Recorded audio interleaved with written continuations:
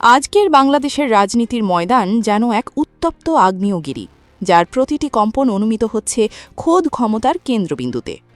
রাজনৈতিক বিশ্লেষকদের মতে ক্ষমতার মসনদ কি তাসের ঘরের মতো ভেঙে পড়ার উপক্রম হয়েছে? কেন হঠাৎ করে তারেক রহমানের পদত্যাগের গুঞ্জন চারদিকে ছড়িয়ে পড়ল? পর্দার আড়ালে আসলে কি ঘটছে?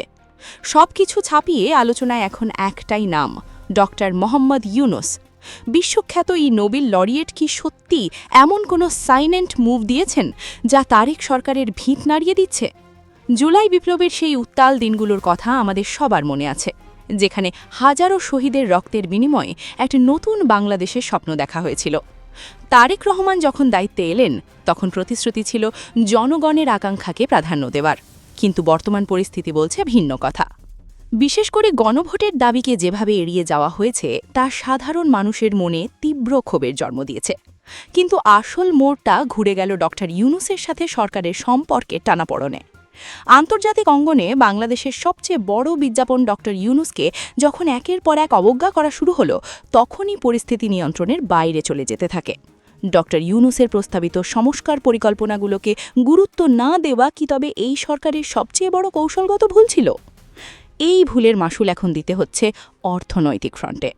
আপনারা নিশ্চয়ই খেয়াল করেছেন, বাজারে এখন আগুনের উত্তাপ।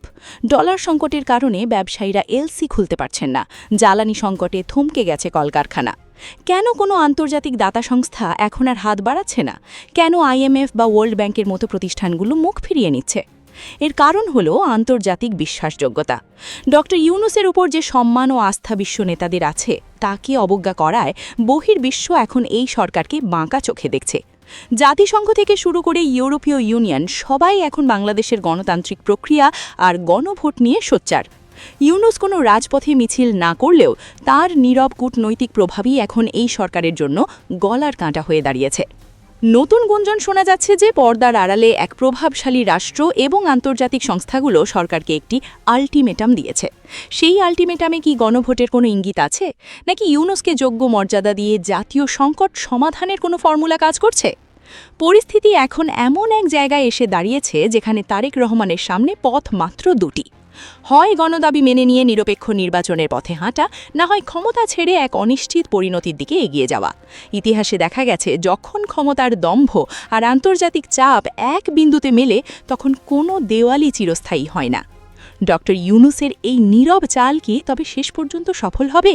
তারেক সরকারের বিদায় ঘণ্টা কি বেজে গেছে, নাকি এটি কেবলই ঝড়ের আগের নীরবতা? প্রিয় দর্শক, দেশের এই ক্রান্তিলগ্নে আপনাদের ভাবনা কি? ডক্টর ইউনূসকে উপেক্ষা করাই কি সরকারের আজকের এই সংকটের মূল কারণ? আপনি কি এই মুহূর্তে গণভোটের দাবিকে সমর্থন করেন? কমেন্ট বক্সে আপনার মতামত জানান।